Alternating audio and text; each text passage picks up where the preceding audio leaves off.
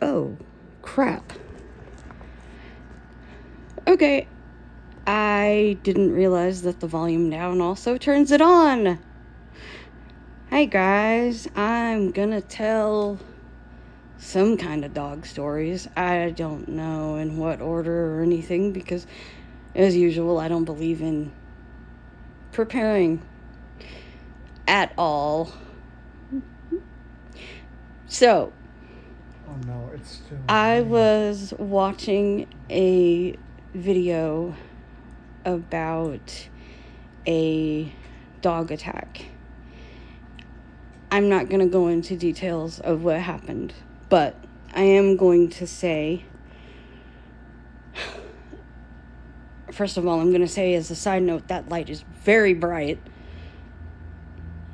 But what I am going to say is the video did get me thinking about aggression and territorialism and resource guarding and all those little things that so many dog owners don't think about. I didn't think about until I had to think about them. So I'm gonna not use names in this for privacy reasons, but I'm going to try to share this story. When I was getting my third guide, in the second weekend that I had her, I was playing with her one evening, and I had her off leash in the room, and I had the toy, and I was throw it, and she would chase it and bring it back.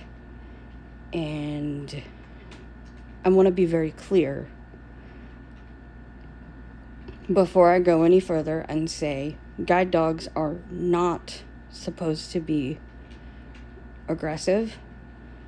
I have heard stories of ones that have been, and I've also heard of ones that have been and who have been retired as soon as the aggression presented itself within the week. What my dog did was not aggression. It's what we call resource guarding. Basically, she would lower her head. She didn't want to give me her toy, and she growled at me. That is unacceptable. Period. Full stop. I kind of had a freak out. Got one of the trainers. They came in, taught me some things I could do with her. One thing they had me do was if she did growl and didn't want to give it up, I was to hold the skin at the scruff of her neck in the back and gently shake, very gently. You don't hurt them. The point is not to cause pain. The point is not to do anything unnecessary, because that would also be unacceptable. And what they told me over the next few days as this continued to happen and I got more and more worried was that what she was doing was not aggressive. What they told me was it could be if it wasn't contained, but it was contained. And we had months of working on her behavior and her learning what she could and could not get away with. In a way, it's kind of like having a perpetual 2-year-old in your home. They constantly test to see what they can get away with and what they can't. Eventually they learn, and some dogs are more stubborn about learning than others. Mine was pretty headstrong, but she was also an amazing worker, and she was very sweet, very affectionate, and she loved her cuz ball. And I wish I knew where it was or I'd show it to you. But I don't actually know if I even have one around anymore. So one of the things they also told me, or someone else told me along the way, was if she's off leash when this behavior takes place, to put her on leash. And sure enough, I put her on leash, and she gives up whatever she's holding that she doesn't want me to have. Very docilely, like, oh crap, game's up. It's not about dominating the dog. It's not about being overly harsh to the dogs.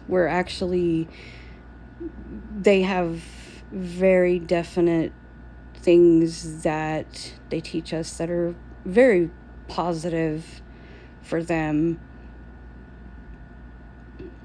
But it is about setting boundaries, because you have to. Because if you give them an inch, they will take a mile, or 2, or 5.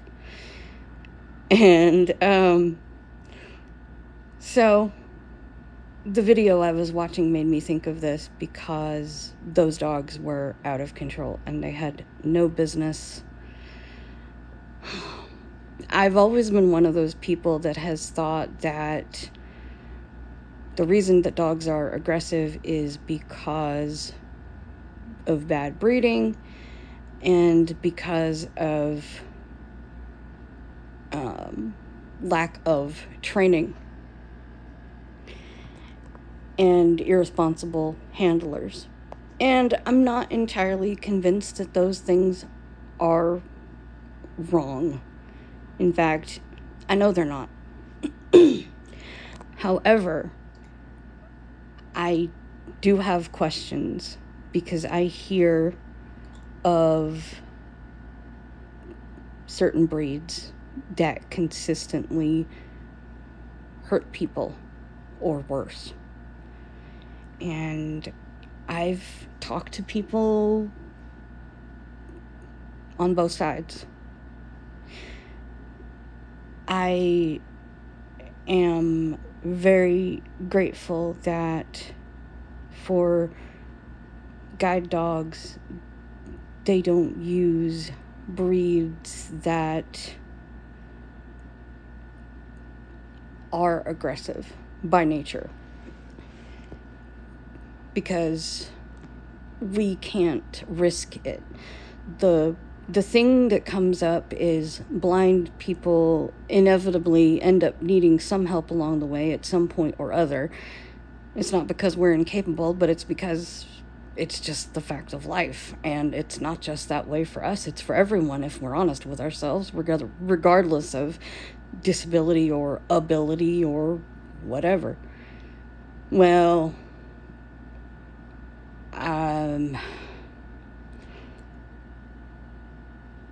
I remember once hearing of somebody whose dog got a little nippy, and within the week, that dog was retired, and the person went to get another dog eventually. And sometimes things happen. What I always tell people, and what I've always been told from the beginning, is their dogs first. You can spend literally thousands of dollars training them. They are still dogs. You can spend thousands of dollars training them. They're still going to try to get away with whatever they want to try to get away with. And some are better behaved, sure, but no dog is perfect. Even the best behaved, I am sure, has his or her bad day. You can't tell me that the best behaved guide dog wasn't once a puppy tearing around a room, chewing on God knows what, causing what kind of mischief before training. Or, I don't know, whenever. So, one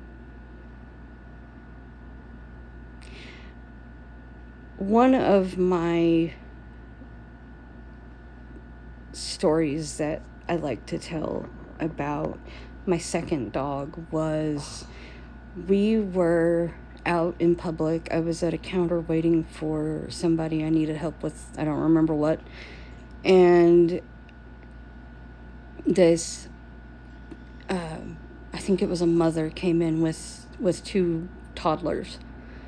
And I had just come home like the month before with Toby, and he was barely 2 when the twins or siblings who weren't twins, I don't know, came up to him, interested as they were. They were not quite 2 themselves.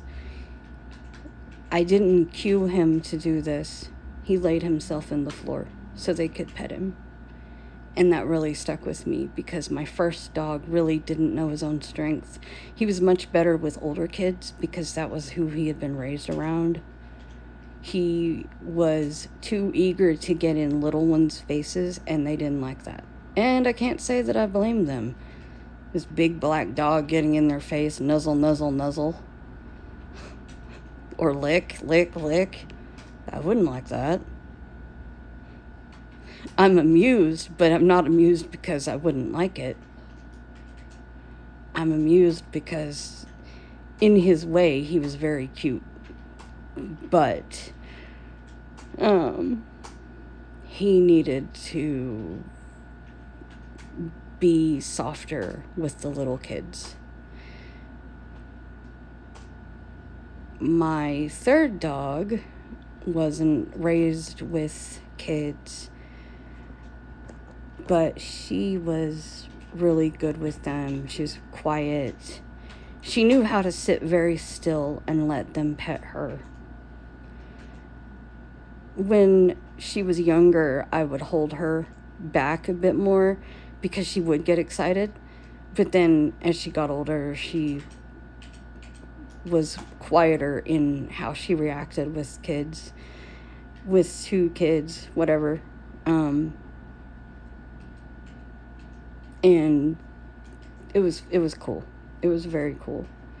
It was really sweet. I love watching dogs with kids, and I'm always fascinated with how much they love children. I don't know what it is about a lot of dogs and children, but it's like magnetism. I would be walking in a mall, and Thomas would turn his head, take a sniff, keep on walking. Another stroller go by. He'd do it again. And it kept happening. And I'd feel his head turn. Because after a while, you learn to start feeling their movements in the harness and the leash. Well, you would feel the head movements with the collar and the leash, not the harness. You would feel body movements with the harness because the harness wraps around the shoulders, the belly, and the chest. So in front of the front legs. So I'll have to get my harness out for you guys at some point. Sorry, I got a little distracted. And I'll see if I can show you at some point. I might need help with that. I don't know. Like the harness is in the back bedroom. Mm-hmm. I know. So, let me see. I don't know how this is going to be. I'm gonna grab Sita's. Let's see. Okay. Oops, I just pulled a leash off the door, but that's okay. So, I'm going to turn the phone. This in my hand is the shoulder strap. Back here is the handle. This is leather wrapped in, or steel wrapped in leather. this part is also leather. It has a little bit of padding at the end, at the handle. For anyone who is blind and watching, the handle itself is padded. The sides of the harness handle are rigid because of the steel bars. The handle is also rigid, but it has padding. The strap is flexible. There's a front strap that actually, it goes like this, and it goes underneath the dog. So if I were to buckle this, sorry, I know you guys are getting a great view of my ceiling fan. It would be, oops, hold on. Let me see. Okay. That way, I really need to probably invest in a tripod or something. It would be like this. Okay. So, hold on. All right. So, something like this. The front of the harness goes above the dog's feet or legs, around their chest. The girth strap goes around the body. There's a strap on the Seeing Eye harness called a martingale. It goes from the chest strap to the belly. Not all schools have this. Let me see. Which one is hers? Which leash is which here? Okay. That one's Toby's. This one is Sita's. This they are leather leashes about 5 feet long. They adjust so you have, ow, nice, very nice. So you have one part that clips to the collar, and then you have another snap clip that can either clip to, there's a ring near the end. Sorry, my angles are probably atrocious. And then there's a ring right there by the snap, by the part you clip to the collar. So you can have it at 2 lengths. You can either, hold on. Here I go again.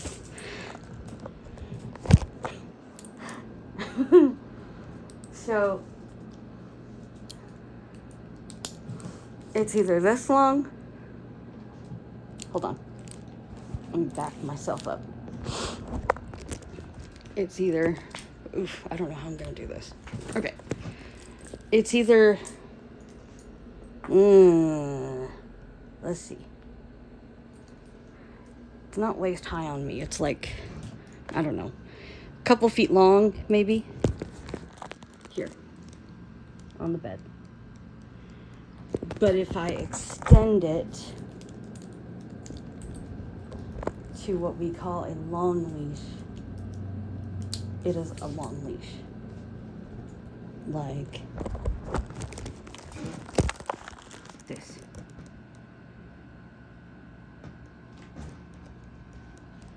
So the long leash on me is about chest high. So 3.5 feet maybe. And that is for relieving the dog or any sort of thing where they're not guiding. And the harness goes onto the dog. You have the collar already on the dog, and you clip the leash to the hand, to the dog's collar.